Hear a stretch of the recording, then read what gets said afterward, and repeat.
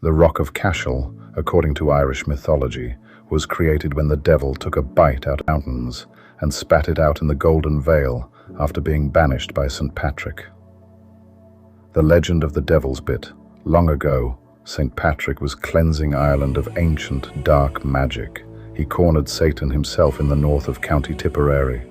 In a desperate, fiery rage to escape the saint's holiness, the devil bit a massive chunk out of the mountain ridge, a gap known to this day as the Devil's Bit.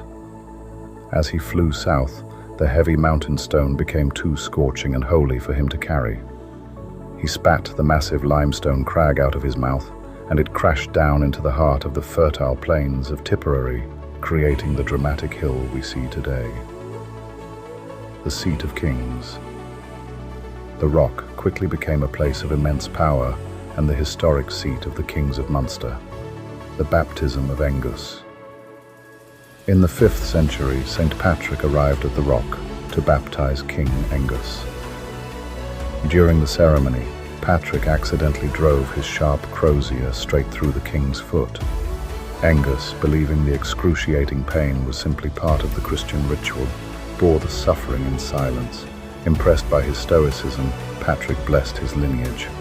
The rise of Brian Boru. Centuries later, in 978, the legendary High King Brian Boru was crowned atop this very stone, uniting Ireland under his fierce rule. In 1101, King gifted the rock to the church, transforming the fortress into a majestic ecclesiastical masterpiece.